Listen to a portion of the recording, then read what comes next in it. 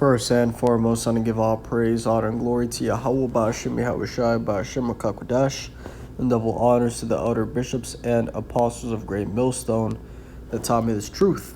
Today's video, I wanted to go into tap in to Yahawashi. And this is inspired off, I was watching the brother's live stream, and he just said that word, a lot of the times we just have to tap in.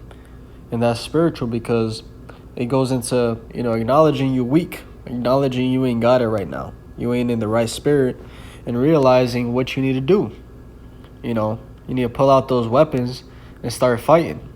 Because this life we live is a straight battle every single day. The flesh contrary to the spirit. The flesh wants you to do all types of things, self-indulgence, pleasures, quick. But the spirit, maintains that discipline. The spirit is looking to grow. The spirit is looking for, challenges, obstacles to get better. So this is Philippians chapter 4 verse 13. It says, I can do all things through Hamashiach, which strengtheneth me. And this is one of those scriptures that is, overused in this world by, just pretty much everyone is just, quickly said, oh yeah, Philippians 4:13. You see a lot of people getting it tattooed, which that goes completely against, the scriptures. But the point still stands. I can do all things through Hamashiach, which strengtheneth me. Right? And that shows you that, no matter where you're going through, pray. Okay, seek the Lord, because he is going to make a way out. Right? What is that? Corinthians? It talks about how, the Lord is not unrighteous, to give you a trial that you can't escape. But in every single thing, he makes a way. Let's see if I can find it. Right. So 1 Corinthians chapter 10 and verse 13, it says, there is no temptation taking you but such as is common to man. But God is faithful, who will not suffer you to be tempted above that ye are able, but will with the temptation also make a way to escape, that ye may be able to bear it. Okay, so whatever you're going through, you can overcome it. And the way that the Most High makes, it says right there that he makes a way to escape, and that way is Yahawashi. Okay, because when you tap into the spirit, okay, which is the spirit is, prophecy. The spirit is these words, okay, meditating on what's coming, meditating on the kingdom, meditating on righteousness. When you do all that, it makes you realize that whatever you were going through doesn't really matter. That it's all temporal, and that it can't even be compared, to the glory that we're about to receive.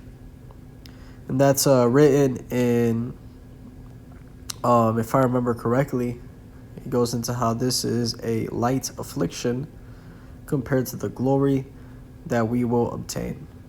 So everything becomes, minuscule.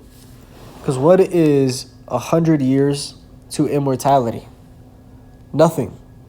So, I'm going to read the scripture. This is 2 Corinthians chapter 4 and verse 16. It says, for which cause we faint not, but though our outward man perish, yet the inward man is renewed day by day. And that's every single one of us. Right? Somehow, some way, that outward man is perishing if you're on that righteous path. Because the spirit, the inner man, is forcing the flesh to do things that it doesn't want to do. Right? You don't want to read, and guess what? The spirit overrides, and you still read. And that flesh, feels some type of way. You don't want to fast, and guess what? You still fast, and that flesh feels weak, but you still did it. And you come out stronger.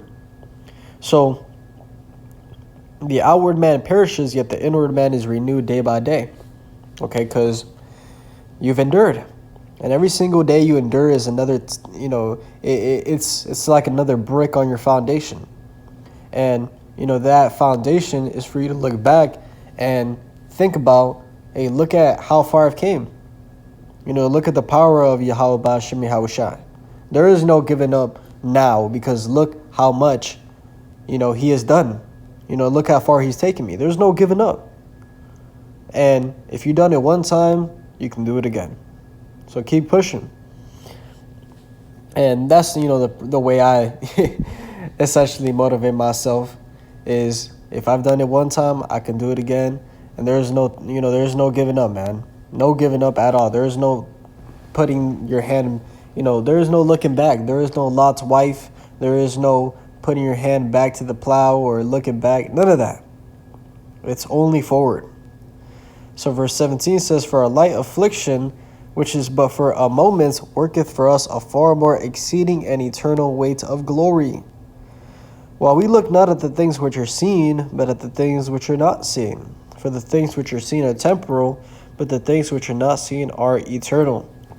Okay, and once you tap into that mindset, it helps, okay, because you realize that this will all pass. I think that's the scripture also. This will pass. Let's see.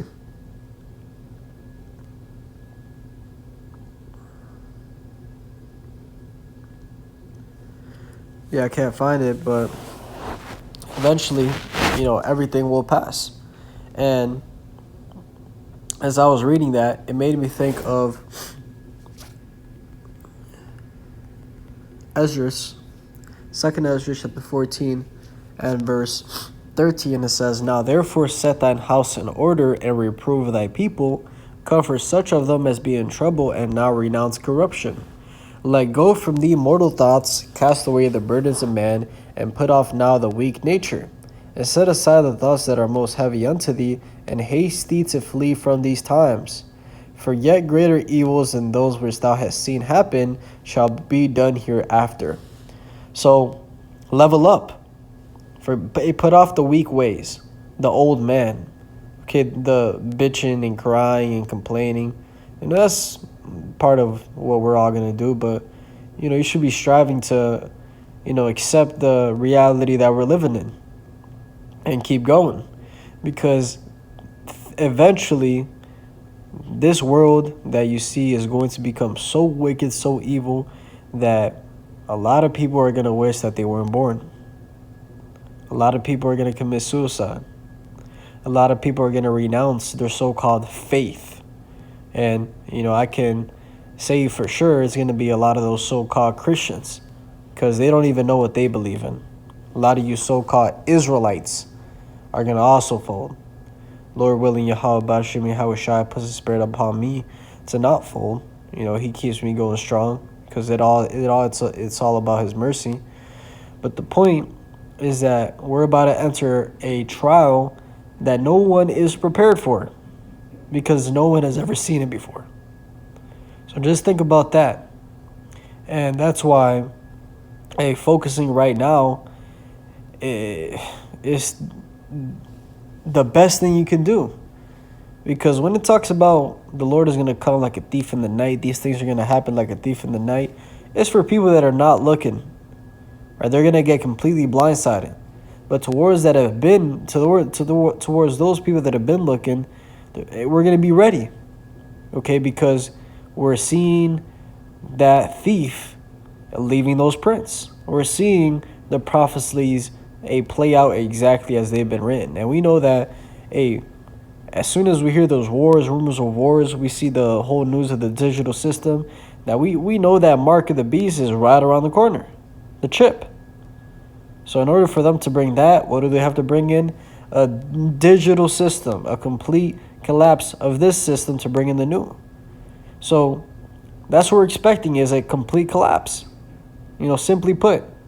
And the thing about that is that when that collapse happens, it's not just going to happen. They're not going to announce it, oh, yeah, we're going to have a collapse in, 2 weeks. Everyone get ready for, what's about to take place. Go get your food. Go get your water. It's not going to be like that. It's going to be from one day to the other. One day you wake up and everything is off. Okay, whether it's an EMP attack, whether it's a cyber attack, whatever it is, terroristic attack, you're going to wake up and everything is off. Phone is off, bank is closed, and it's not opening until to be announced. So this is why, scriptures that pop up such as 2nd Ezra chapter 6 and verse 22. "And suddenly shall the sown places appear unsown, and the full storehouses shall suddenly be found empty." So all your supermarkets that have food and water and all types of, whatever you need, when this happens, everything is suddenly going to be found empty because people are going to go raid. People are going to go and, stock up. So going back to the point of the lesson, tap in to Yahawashi, right? Because in the very near future, that's the only thing that people are going to be thinking about. That's the only thing the elect are going to be thinking about, is tapping in with Yahawashi. Because everywhere you look is going to remind you to do that. It's going to be chaos everywhere. So don't let this world distract you. And hey, it's a daily battle. You got to go one day at a time, because sufficient is the evil for one day. But with that, I want to give all praise, honor, and glory to Yahweh, Ba'ashem Yahawashi, Ba'ashem Rakakodash, and double honors to the other bishops and apostles of great millstone that taught me his truth. Shalom to you, like